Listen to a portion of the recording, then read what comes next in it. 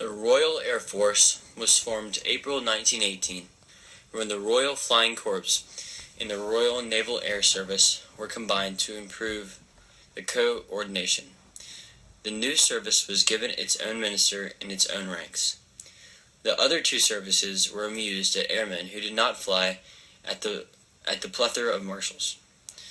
After the armistice, the new force was drastically reduced, falling to fewer than 50 aircrafts in 1922. For home defense, defended by Lord Trenchard, it struggled for the independent existence against the Army and Navy. Even so, the RNAS was resurrected in 1924 as the Fleet Air Arm, jointly administered until 1937, when it was handed over to the Navy.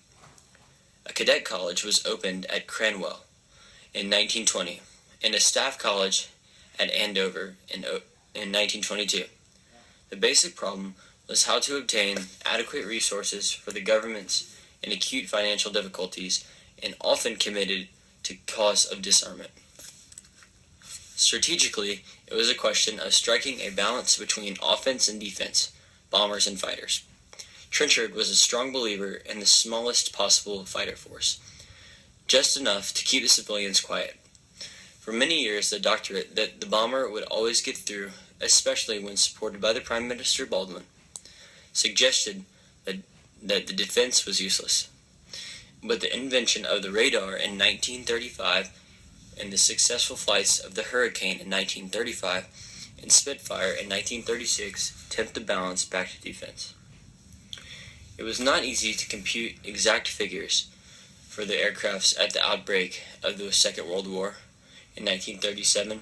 Some were trainers, some were unserviceable, and some were obsolete.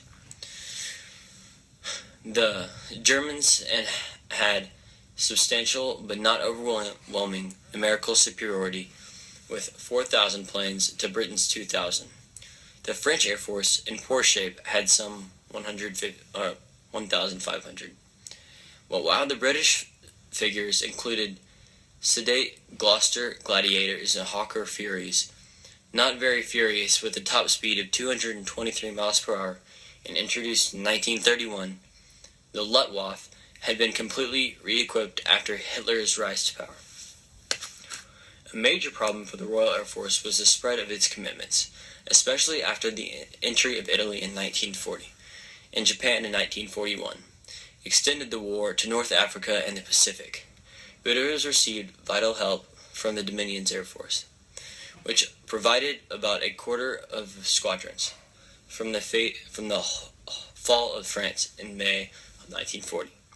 The RAF was essential defense, save for raids on enemy airfields and the occasional bombing attacks to boost morale. During the Battle of Britain, its resources were severely stretched, even more in trained aircrew than in machines, with the life expectancy for fighter pilots down to 5 weeks. On the 8th of August 1940, Goering, an officer, issued an order to wipe the British Air Force from the sky.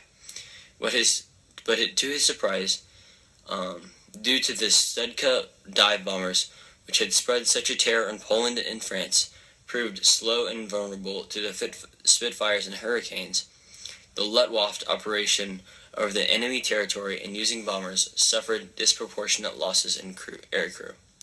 The number of planes lost is a matter of dispute, since both sides issued staggering claims for kills, but the Germans lost about twice as much of their machines, which is not in dispute as the Royal Air Force was not destroyed. The Goering switched to softer targets with air raids on British cities in the Operation Sea Lion, and the invasion of Britain was called off. Meanwhile, coastal commands struggled against the U-boat menace. More than 120 merchant ships were sunk in the month of March in 1943 alone. But by May in 1943, better organized convoys, improved weapons of attacks, and introduced a new long-range aircraft like the Sutherland, the Catalina, and the Liberator which could bridge the Atlantic gap that gave Britain the edge. The counteroffense could now develop. The strategic issue became whether a massive bombing campaign could pound Germany into surrendering without the need for a bloody invasion. The great proponent of the views was Bomber Harris. In 1942, he mustered a scratch force of just 1,000 planes for a demonstrating onslaught on Cologne, and followed up his success with a memo against the disastrous policies of the military intervention in the land of Europe. But the evidence is doubtful.